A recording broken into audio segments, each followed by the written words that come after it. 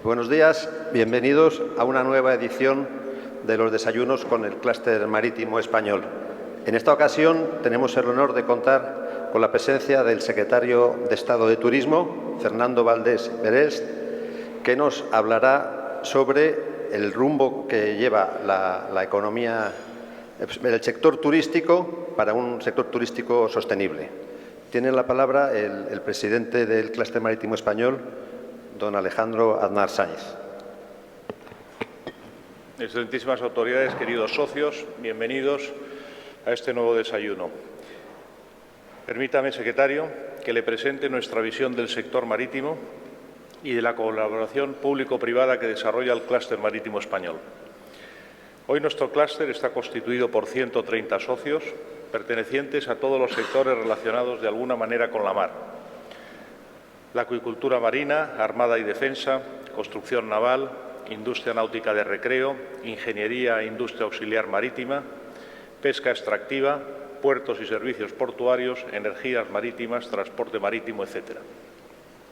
Esta diversidad de socios nos permite tener una visión general de la industria, canalizar las opiniones y compartir y dar a conocer las inquietudes y necesidades marítimas a la Administración, fomentando la colaboración pública-privada y servir de enlace natural para dar cumplimiento a la recomendación de la Comisión Europea de elaborar una política marítima integrada nacional.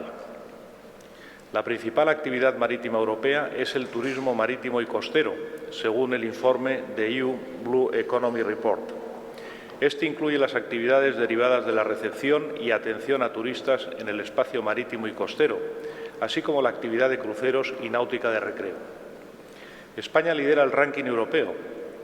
Las 730.000 personas ocupadas y los casi 24.000 millones de euros de valor añadido bruto representan, respectivamente, el 26 y el 29% del empleo y valor del turismo costero de la Unión. Además, nuestro país cuenta con 5 regiones costeras, entre las más visitadas de Europa. La primera es la de las Islas Canarias, seguida de Cataluña. Y su impacto para nosotros es más significativo, pues el turismo representa el 79% del empleo azul y el 72% de su valor, ejerciendo además un potente efecto tractor sobre el resto de la economía nacional.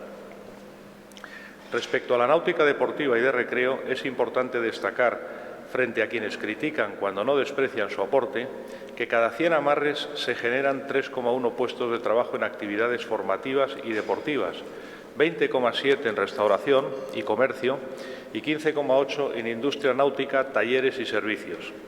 De hecho, alrededor de la náutica existe un amplio sector industrial para la construcción, reparación y mantenimiento de este tipo de embarcaciones, chárter náutico, servicios e instalaciones náutico-deportivas. El turismo de cruceros también ha sufrido la incomprensión de algunos políticos, a pesar de su impacto positivo en la economía de las ciudades en las que embarcan o desembarcan los cruceristas. Gracias a la desestacionalización, la diversificación de destinos, la potenciación de nuestros puertos como puertos de embarque-desembarque, unido al abaratamiento de transporte, han permitido que sea accesible a un amplio segmento de la población y que España haya logrado una posición privilegiada en el contexto mundial. Esto es la segunda en Europa. A pesar de que seamos una potencia turística, debemos seguir trabajando por su sostenibilidad y competitividad. En esta tarea es fundamental la implicación de las administraciones públicas, así como la colaboración del propio sector privado.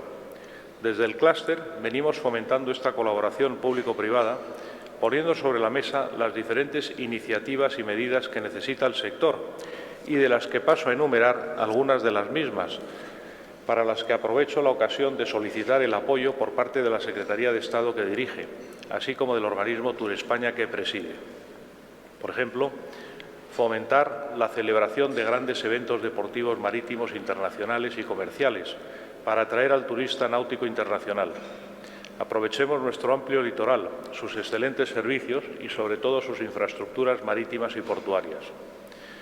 Mejorar el tratamiento fiscal de la náutica, especialmente con la aplicación de un IVA reducido para el uso y disfrute de los amarres de las instalaciones náuticas.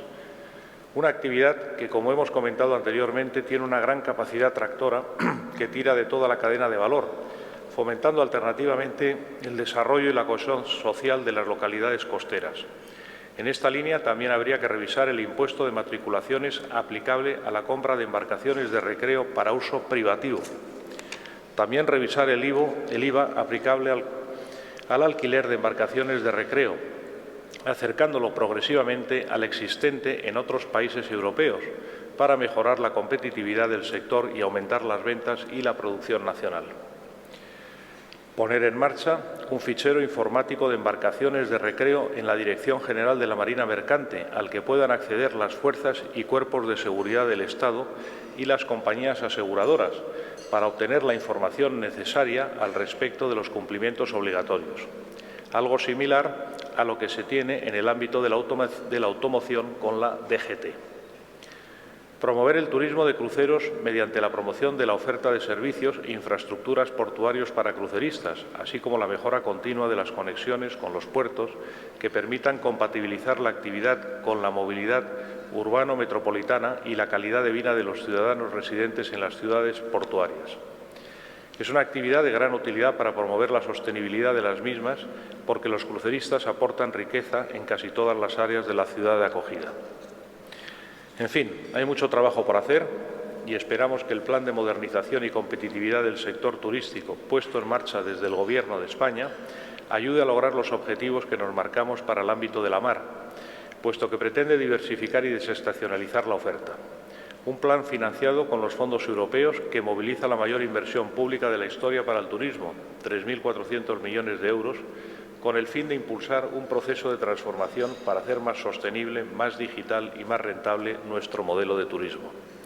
De todo ello nos dará cuenta nuestro invitado, al que hay que reconocerle que le han tocado lidiar con una situación excepcional para el sector turístico que representa la peor crisis vividas por el mismo.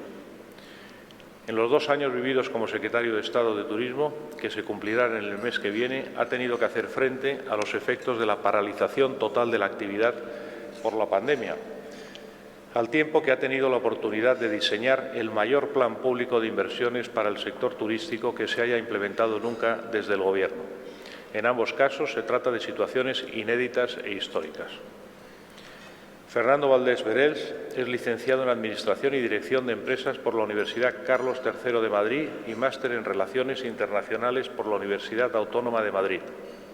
Ha cursado diferentes programas de posgrado en Relaciones Internacionales y completado igualmente el programa de Liderazgo para la Gestión Pública de la Escuela de Negocios IESE y el programa digital Business del ISDI. Tras 5 años trabajando para la ONG Médicos del Mundo como responsable de proyectos en África, en 2009 ingresó en el Cuerpo Superior de Administradores Civiles del Estado. En la Administración General del Estado ha ocupado diferentes puestos de dirección. En 2016 fue nombrado subdirector general de Digitalización de la Industria y Entornos Colaborativos, hasta su designación en julio del 2018 como subsecretario del Ministerio de Industria, Comercio y Turismo. Desde julio de 2020 es secretario de Estado de Turismo.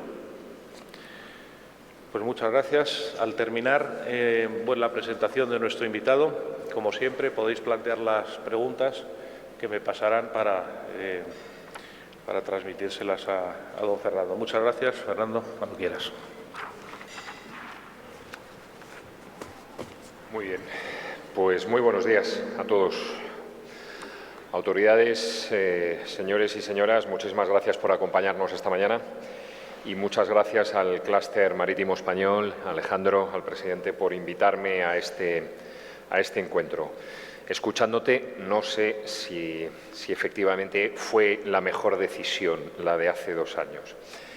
Bueno, Robert Kaplan, en su obra La venganza de la geografía, más que un alegato al determinismo geográfico, reconoce que aquellos que olvidan la geografía nunca pueden derrotarla.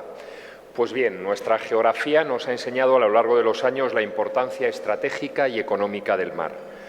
Confío en que no hayamos olvidado ese principio fundamental y, desde luego, el turismo en nuestro país no lo ha hecho. Según el informe, y querido presidente, vamos a citar las mismas fuentes, de Economía Azul de la Unión Europea de 2021, Solo en el espacio comunitario la actividad económica vinculada a los mares generó en 2018 un volumen de negocio superior a los 650.000 millones de euros. 64.000 millones de inversión en bienes tangibles y 4,5 millones de empleos. Por supuesto, estamos hablando de un conjunto de la economía azul que abarca todos sus segmentos y muy especialmente las enormes magnitudes del flete de la carga y transporte de bienes. No obstante, ese mismo informe cifra el volumen del negocio del turismo de costa en 231.000 millones de euros, con más de 2,8 millones de empleos directamente asociados, lo que significa el 35,5% del total de la economía azul que descansa en el turismo, así como el 62% del empleo. Tampoco es ningún secreto que en España estas cifras son particularmente importantes, pues de todos esos empleos generados, España lidera el ranking con casi el 26%, así como el 30% de todo el valor añadido del sector turístico a la economía azul. Por tanto, permítanme afirmar que, así como el mar es un elemento consustancial del turismo, en un número enorme de movimientos en el mundo, pero también en España, el turismo es una pieza clave dentro de la economía azul y lo es también en la economía en general. La pandemia nos lo ha demostrado de manera clara e indubitada. Cuando los movimientos turísticos han dejado de dinamizar la economía, esta se ha resentido no solo en los sectores naturalmente conexos, como son el transporte, el alojamiento o la restauración, sino que ha provocado enormes efectos en la cultura, en el ocio y hasta en la industria manufacturera. El parón económico provocado por la COVID nos ha permitido constatar algo que ya sabíamos, que la capacidad tractora del turismo hunde sus raíces en muchísimas capas económicas interconectadas de nuestro país.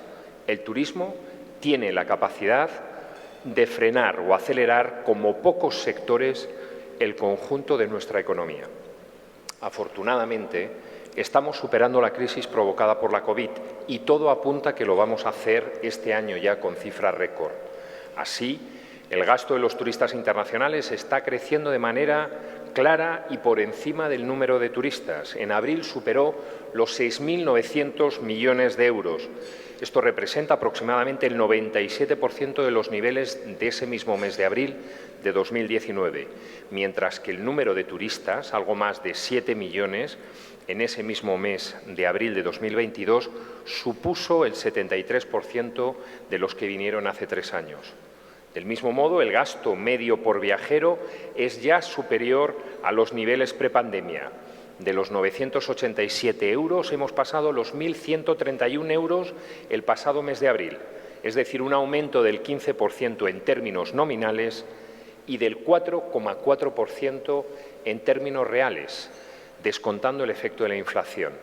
El turista internacional gasta más en nuestro país porque también ha aumentado su estancia en casi un día con respecto a 2019. Y aunque todavía es muy pronto para anticipar una tendencia a este respecto, permítame que valore muy positivamente estos datos, pues es en la rentabilidad y en el valor añadido que los turistas le dan a su estancia en nuestros destinos en lo que debemos basar nuestro liderazgo de futuro. No solo se trata de fijar la senda de la recuperación, sino de hacerlo con bases y fundamentos más sólidos y más sostenibles. España no va a competir nunca en costes con otros destinos vacacionales. Especialmente no lo podrá hacer con aquellos que no juegan con las reglas de protección social y medioambiental con las que lo hace nuestro país. Nuestra apuesta ganadora va a ser la calidad y la rentabilidad de la oferta, y de eso sabe mucho el turismo náutico. Por otra parte, y siguiendo con la recuperación del sector, los asientos programados por las aerolíneas para volar a España entre junio y agosto de 2022 superan ya los 32,4 millones. Esto representa una recuperación del 94% en comparación con el mismo periodo de 2019 y, además, las reservas confirmadas en vuelos internacionales a España este verano ya están por encima del 80% de lo que habían sido las reservas por esas fechas en un año récord como fue el de 2019. Y todavía falta por contabilizar las compras de última hora, que tras la pandemia se han convertido en más frecuentes de lo que eran hace 3 años. España, efectivamente, está volviendo a su posición de referencia mundial como uno de los destinos turísticos más deseados y las cifras así lo confirman. Pero es que hay más, y es que esta recuperación sólida y vigorosa ya se deja sentir de manera muy clara en el empleo. En el mes de abril, el empleo en el sector turístico superó el nivel prepandemia por primera vez, con 2.555.064 afiliados a la Seguridad Social. Permitan que recuerde, porque estos ejercicios siempre son necesarios, que mientras en 2009, como consecuencia de la crisis financiera, se destruyeron 42.000 empleos en el sector turístico, frente a los 253.000 puestos de trabajo que perdimos en 2020, es decir, 6 veces más que en 2009, la recuperación de esos puestos de trabajo en la anterior crisis tardó 6 años en completarse. Sin embargo, hoy, 2 años después del inicio de la crisis provocada por la pandemia, la peor crisis que recuerda nuestro sector turístico en su historia, ya hemos recuperado el nivel de empleo en el turismo. Y además, ese empleo es hoy de más calidad que hace tan solo unos meses. La reforma que este Gobierno ha impulsado en materia laboral ya supone que en regiones donde el turismo es tan importante como en Baleares, en abril se celebrarán un 34% más de contratos indefinidos en hostelería y turismo que en el mes previo a la aprobación de la ley. Créanme que no ha sido fortuito que mientras el PIB turístico caía un 7% en 2020, el empleo en el sector nunca bajó del 20% sobre el total de la afiliación en nuestro país. Los ERTE fueron el mejor aliado para un sector que esperaba la vuelta a la normalidad para ofrecer sus plenas capacidades. De este modo, la recuperación del empleo discurre en paralelo con la reinserción de los trabajadores en expedientes de regulación temporal de empleo. De tener 1 millón de trabajadores del sector turístico bajo el paraguas de los ERTE en el peor momento de la pandemia, marzo de 2022 cerró con 40.321 trabajadores del sector turístico bajo estos expedientes y el 31 de mayo cerró con el mecanismo RED protegiendo a trabajadores de agencias de viaje hasta un total de 3.711.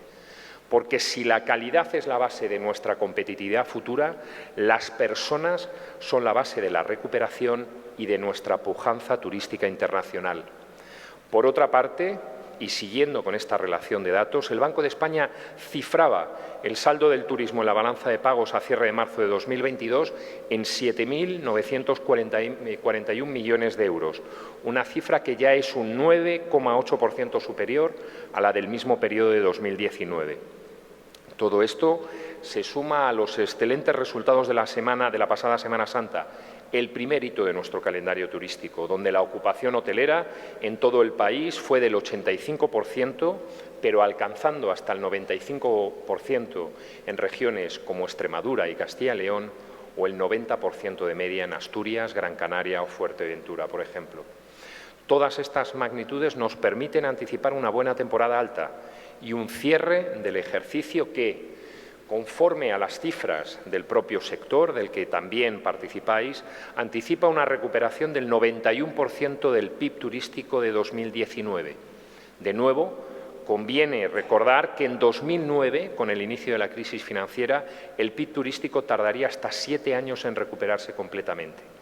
Esta recuperación también se da con similar intensidad en el turismo náutico. En este sentido, las reservas de barco se han duplicado en el primer trimestre de 2022 con respecto al mismo trimestre del año pasado, según datos de una conocida plataforma de alquiler.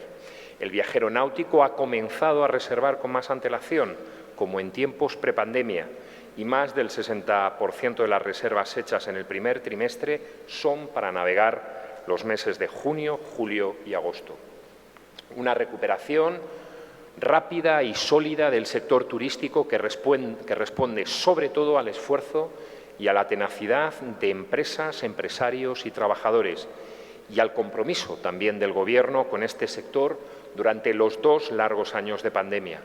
Más de 52.000 millones de euros desplegados en ayudas de distinta naturaleza que constituyen el mayor desembolso realizado en la historia por la Administración pública para el sostenimiento de esta industria turística.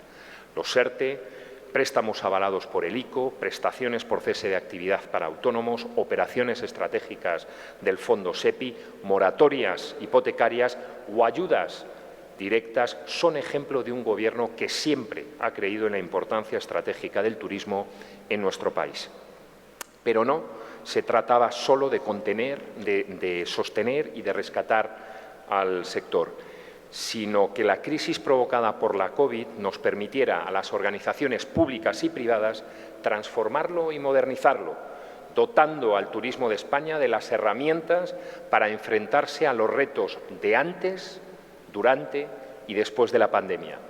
Para ello, el Gobierno de España aprobó hace ahora un año el Plan de Modernización y Competitividad del Sector Turístico, un ambicioso proyecto estratégico y económico dotado con 3.400 millones de euros de fondos europeos, de los cuales ya se han ejecutado algo más de 916 millones de euros y que está llegando a todo el territorio nacional en distintos proyectos de transformación que tienen como ejes principales la sostenibilidad, la competitividad y la digitalización. En este sentido, permítame destacar algunos de esos proyectos, los más relacionados con ese mar que tanto significa para nuestra oferta turística.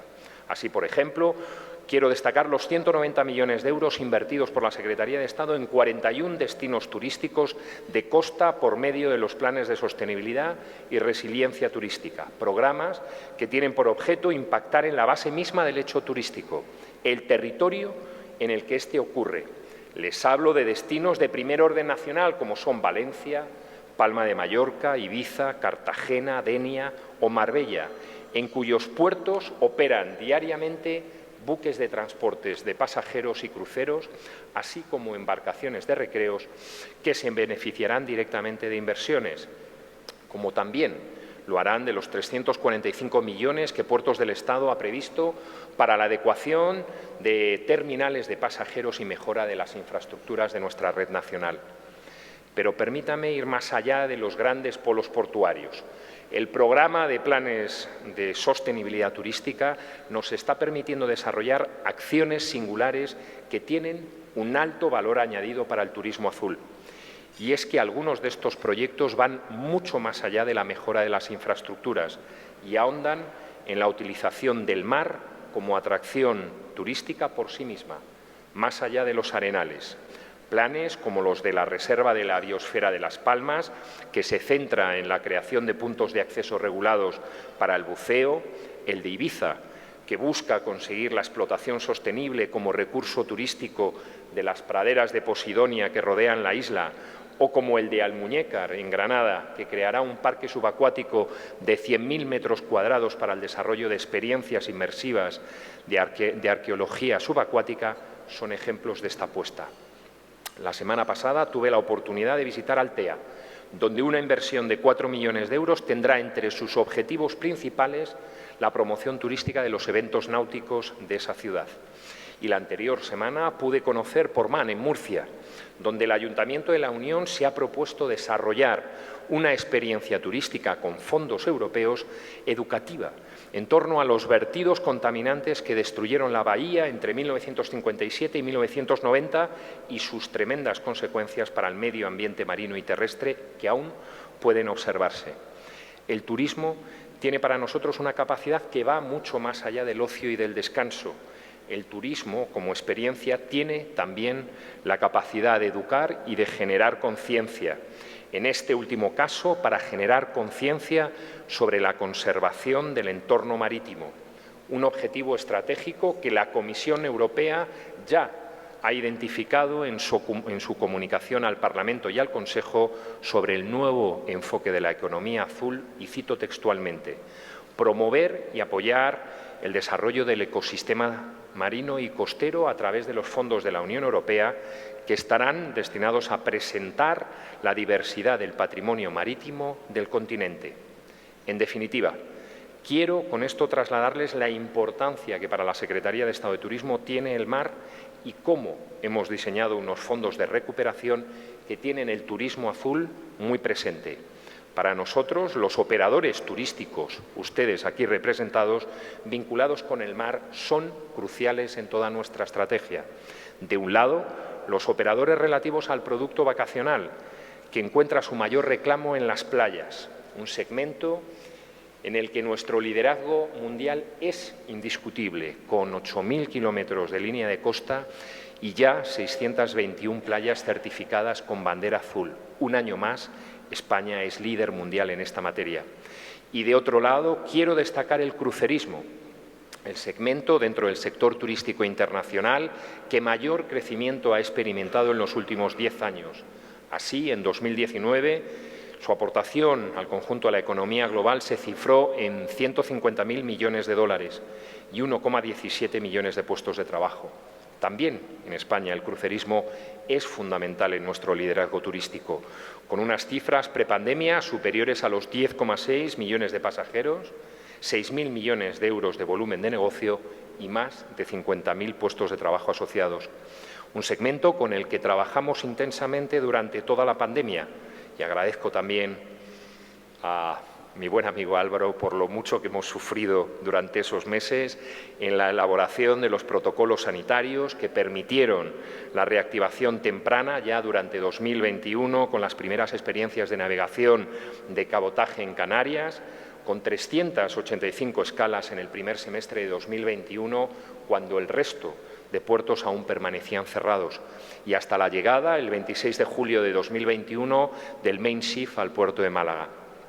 Pero esta colaboración no responde solo a la mitigación de la pandemia, sino que es histórica y se traduce, por ejemplo, en este 2022 en las más de 40 actividades promocionales de turismo de cruceros por parte de nuestras consejerías de turismo en el exterior, actividades que se suman, además, a las jornadas técnicas que organiza anualmente nuestra oficina de turismo en Miami con motivo de la feria Sea Trade, una experiencia de éxito, así reconocida por las propias navieras, basada en la integración perfecta de la acción de la autoridad portuaria y la promoción turística del destino que los acoge.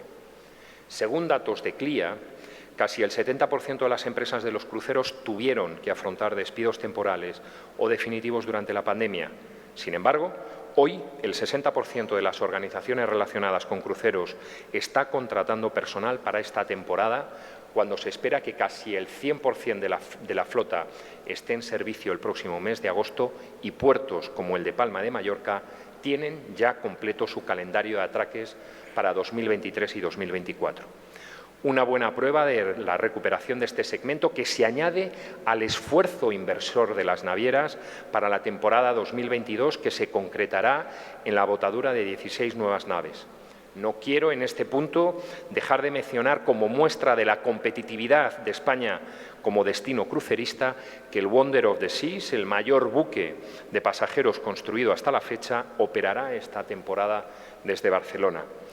Unas inversiones, estas de las navieras, con un coste medio por buque de 617 millones de euros y una capacidad media de 2.600 pasajeros, destacando de toda esta flota 5 que serán propulsados plenamente por gas natural licuado, una tecnología que, junto con la conexión a red eléctrica en puerto, contribuirá significativamente a la reducción de emisiones que el paquete legislativo de la Unión Europea, Objetivo 55, ha marcado para el sector. Sin embargo, no es esta la única aceptación de sostenibilidad con la que trabajamos en la Secretaría de Estado de Turismo. Para nosotros, tan importante como la sostenibilidad medioambiental es la sostenibilidad social. El turismo de crucero requiere de una gestión integral que va mucho más allá de la relación del barco con el puerto que lo acoge, sino que es imprescindible desarrollar experiencias globales para el crucerista, conectadas con la ciudad de destino y que extiendan lo máximo posible esta riqueza a todo su entorno. El pasado 5 de mayo participé en Palma de Mallorca en la firma del primer memorando de entendimiento, en este caso entre el Gobierno balear y las principales navieras mundiales, para limitar y racionalizar la llegada de cruceros a puerto. Un acuerdo por el que las partes se comprometen a ordenar y secuenciar los atraques de buques de alta capacidad para descongestionar la ciudad y ofrecer la mejor versión de esta al visitante.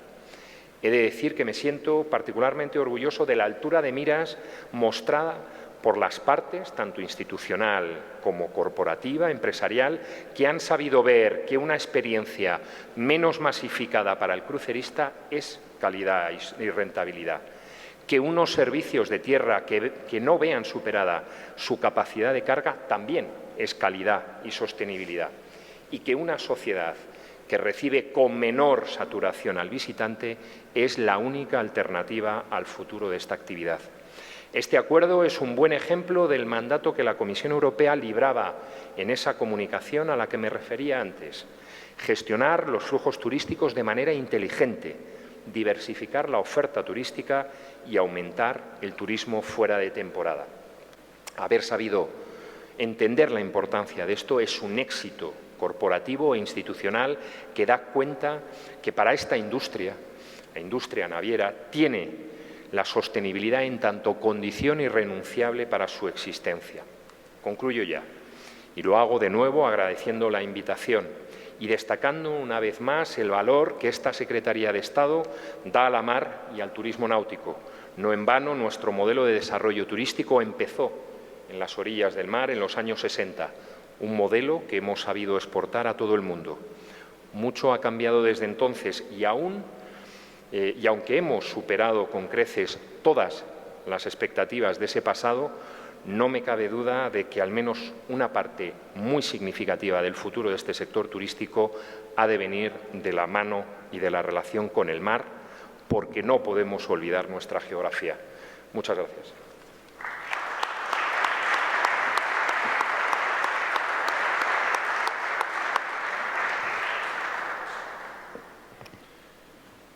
Sí, muchas gracias, Fernando.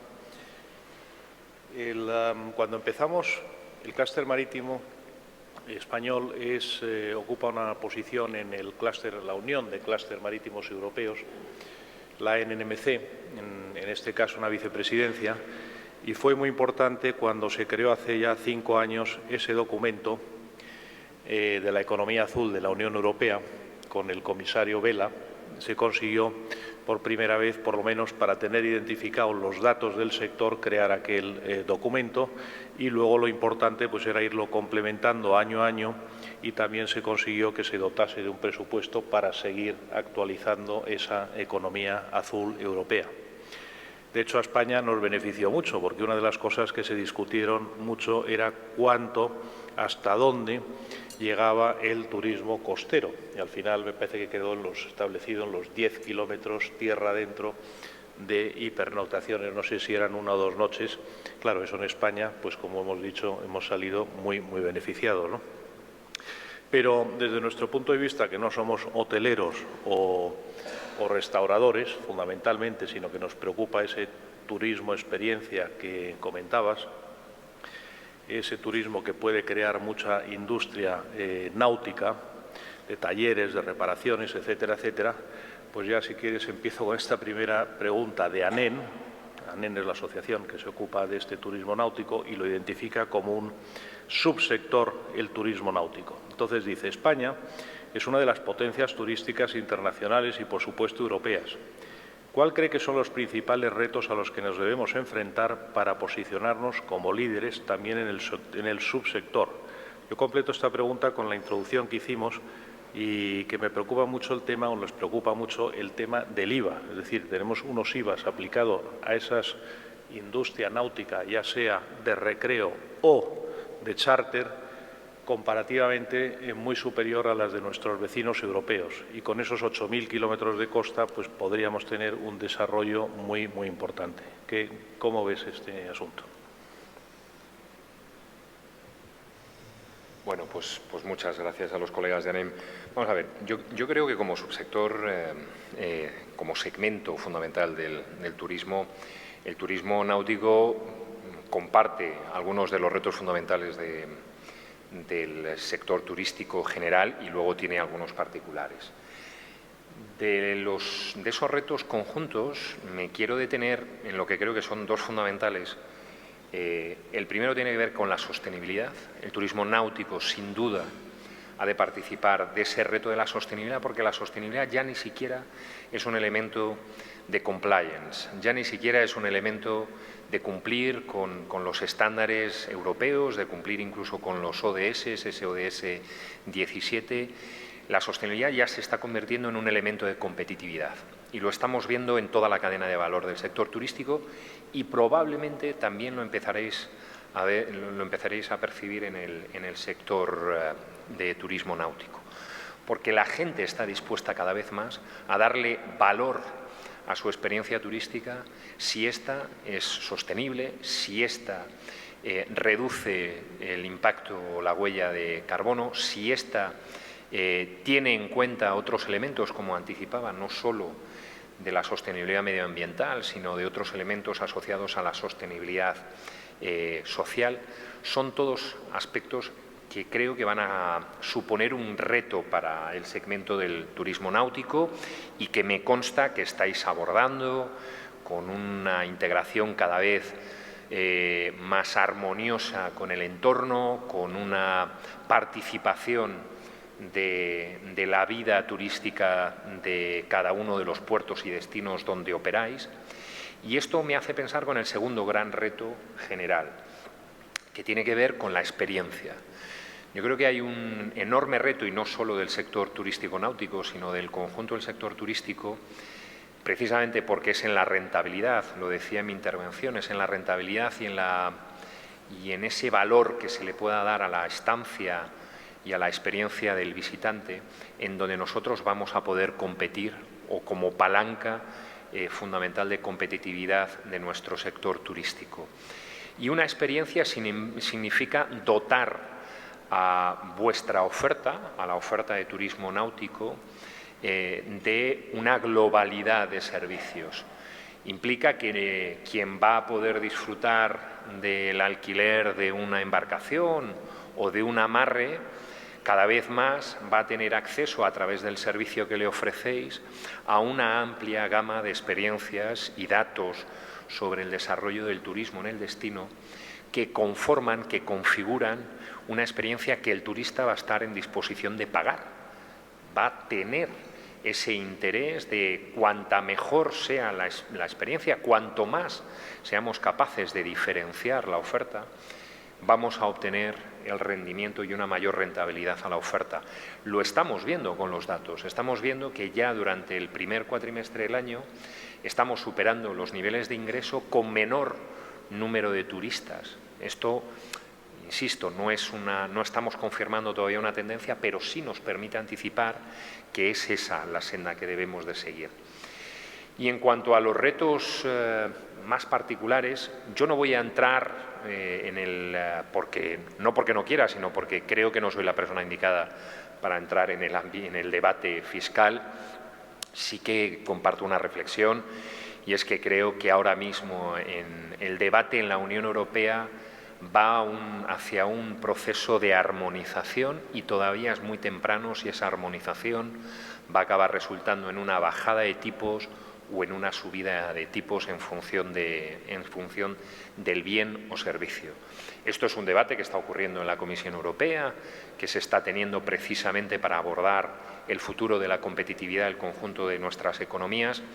Y primero, no me parece que este sea el momento. De hecho, como ya ha anticipado la ministra de Hacienda, el resultado del estudio de expertos sobre esa futura reforma fiscal se aplaza hasta que España supere primero los efectos de la crisis de la pandemia y después los efectos inflacionistas provocados por la invasión de Ucrania, con lo cual veremos a medio plazo si efectivamente las reformas fiscales, no solo en España y no solo obviamente del segmento de turismo náutico, sino del conjunto de Europa, en qué dirección van hacia esa modernización y dónde empezamos a equiparar los tipos, como bien decías, Alejandro, porque en esto estoy totalmente de acuerdo. Hay elementos que restan competitividad a nuestra oferta y la ambición de España y de su participación en esos debates en el seno de la Comisión Europea es precisamente que no existan esas diferencias.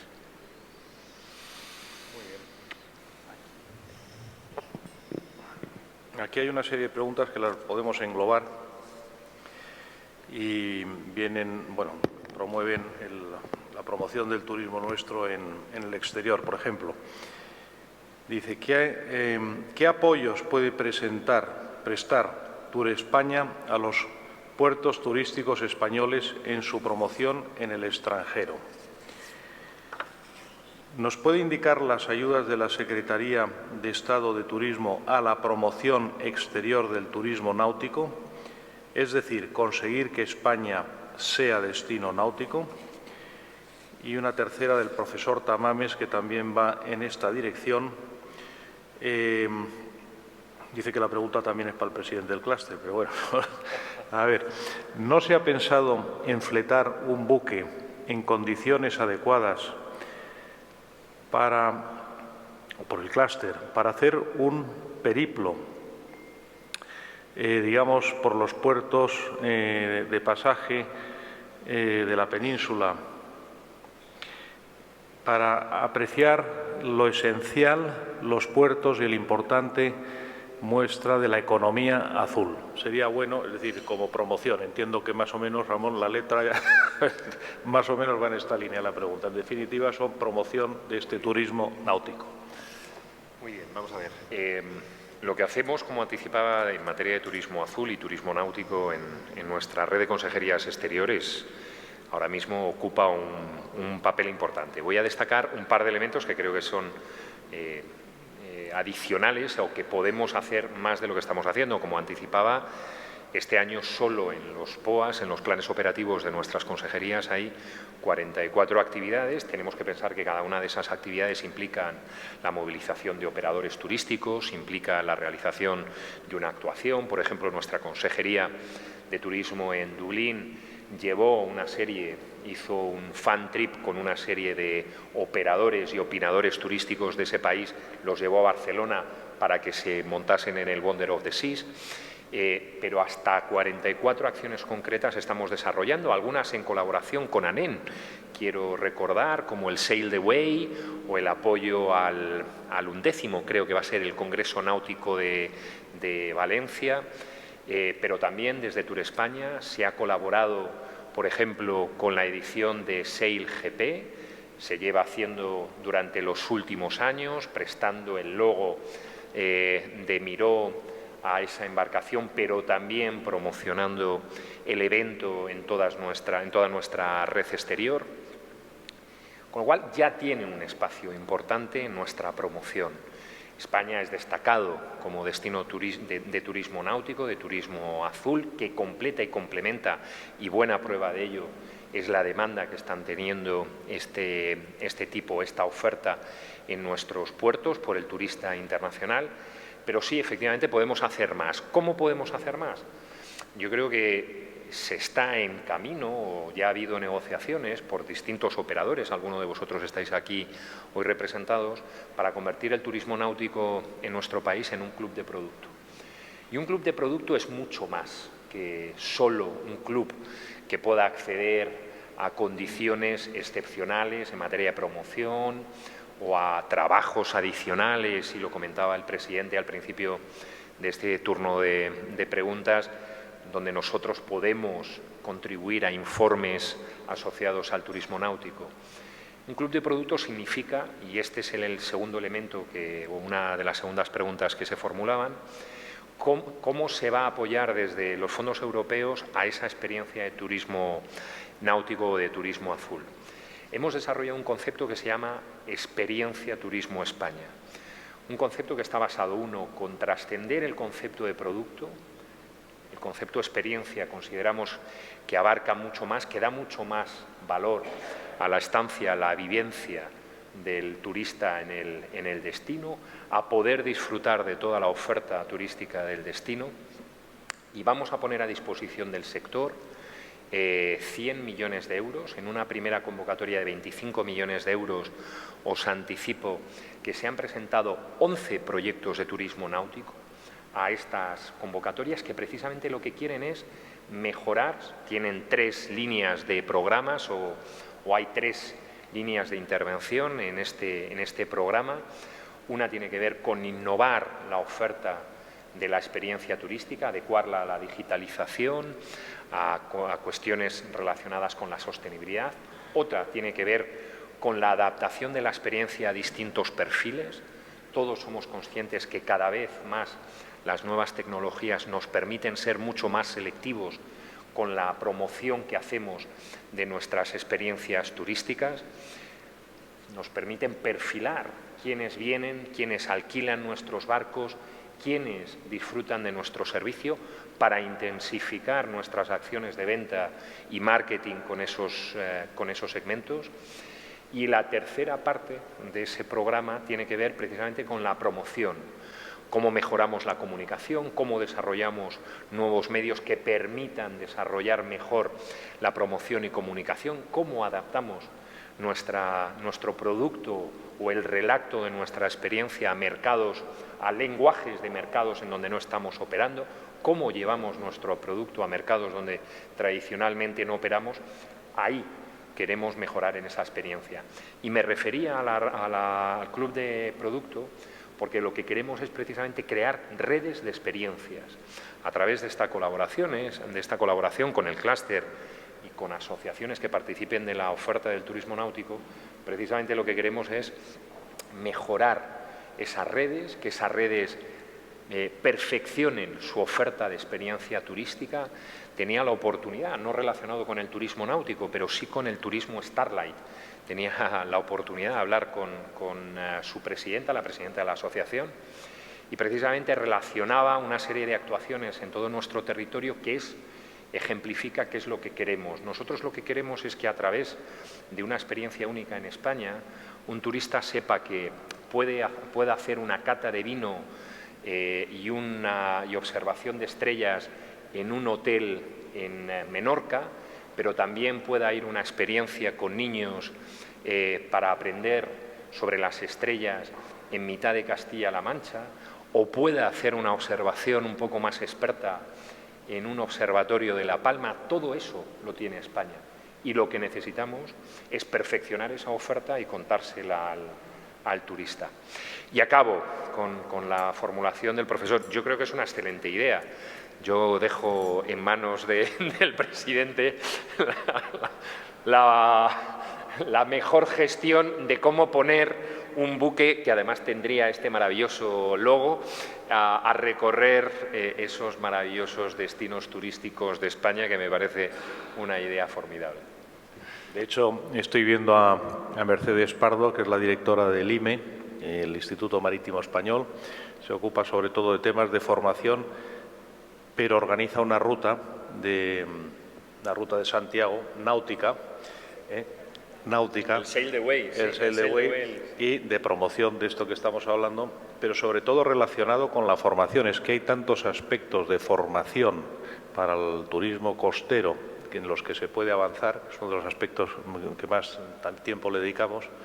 Aparte, Mercedes lleva el clúster azul, que es toda la relación con Iberoamérica, es decir, intentar crear una red de clúster o de asociados con el clúster marítimo español en Iberoamérica, que es muy, muy interesante. Bueno, ya por completar, por acabar en hora, tenemos aquí una pregunta del clúster marítimo balear. Dentro del clúster marítimo español también tenemos los clústeres regionales integrados. De hecho, hoy tenemos el día dedicado a los clústeres regionales.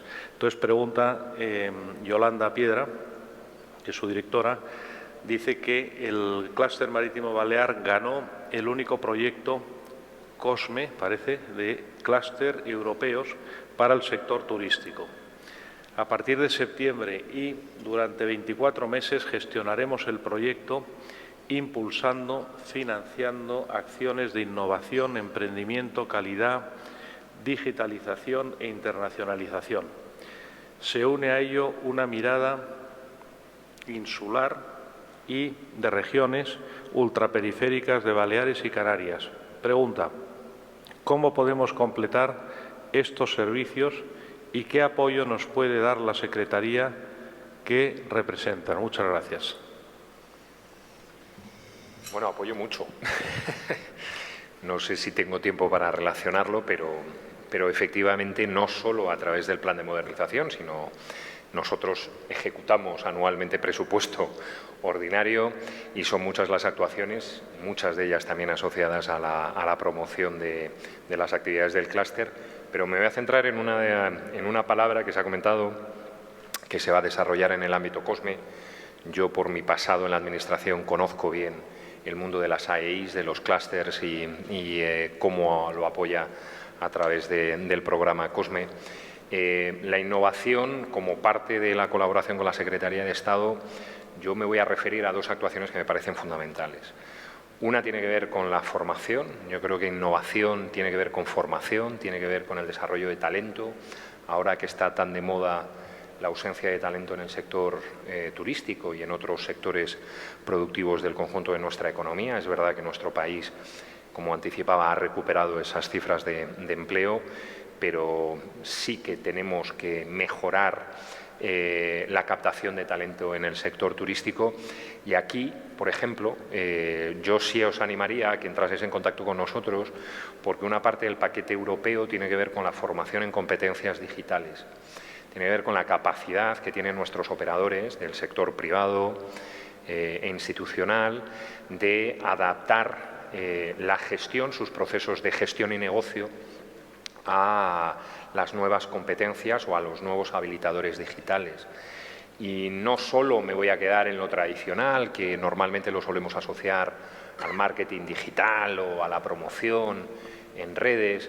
Yo creo que las nuevas tecnologías hoy en el sector turístico realmente pueden cambiar, es un game changer, ¿no? Esto que dicen los ingleses es un game changer. Bueno, pues las nuevas tecnologías en el sector turístico y en la oferta que hacéis desde el clúster balear, yo creo que tienen que ver, por ejemplo, con la analítica de datos, cómo permitir que los trabajadores y trabajadoras del clúster tengan expertise en la gestión de esos lagos de datos que aseguro ahora mismo no son lagos, sino que son departamentos estancos y probablemente tenéis que empezar a relacionar esos departamentos y a saber qué problema queréis resolver y que los datos os ayuden a resolverlo, pero tiene que ver también con algo que se menciona poco y, sin embargo, yo creo que es el gran reto tecnológico, es la ciberseguridad. Y para vosotros es fundamental la protección de los datos de carácter personal, cómo eso se trabaja con las autoridades, con los cuerpos de seguridad del Estado, elementos que vais a tener que incorporar, y yo os animaría a que, oye, encantados, son 53 millones de euros que vamos a desarrollar o que vamos a implantar en el desarrollo de esas competencias digitales y que tienen que generar talento e innovación. Y luego, por otro lado, hay una cuestión que yo he relacionado y que creo que tiene que ver con esa insularidad, que son los programas de sostenibilidad y de resiliencia. Es decir, cuando hablamos del desarrollo del destino, no siempre, sí lo hacemos, pero no siempre nos referimos única y exclusivamente al destino desde el punto de vista público. El destino es todo, es el ecosistema que implica al gestor del destino, a la administración pública local, pero implica al ecosistema que participa de ese destino. Con lo cual yo os animaría, y por ejemplo la comunidad autónoma de Illes Balears es una de las comunidades autónomas que más se va a beneficiar de nuestros fondos europeos, porque tiene un sobre adicional de 100 millones de euros para resiliencia en la isla, que va a permitir precisamente desarrollar actuaciones concretas, con lo cual, tanto con la Secretaría de Estado como directamente con el Gobierno, yo os animaría a que buscásemos proyectos concretos. Esto siempre es identificar, ser selectivo en las iniciativas que puedan mejorar lo que ya estáis desarrollando como parte del COSME. Pues muchas gracias. Cumpliendo la hora, te agradecemos tu clarificadora intervención y tu muestra de apoyo al sector. Y ahora te vamos a pedir que nos firmes el libro de honor, y muy agradecidos. Muchas gracias.